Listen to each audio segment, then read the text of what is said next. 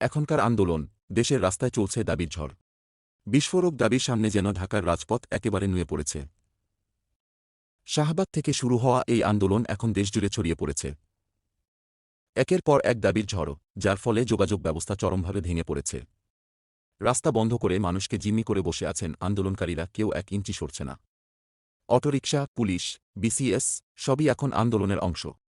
তিতুমির কলেজের শিক্ষার্থীরা, যারা একদিন হঠাৎ দাবি নিয়ে সড়ক অবরোধ করল, এখন আমরণ অনশনে। কি সঠিক ও বাস্তব দাবির পক্ষে তারা?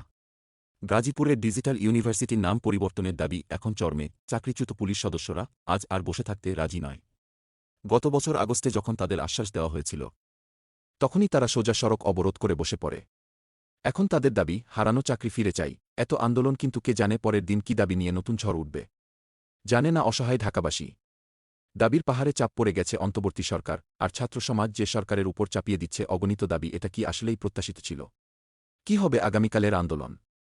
তা কেউ জানে না।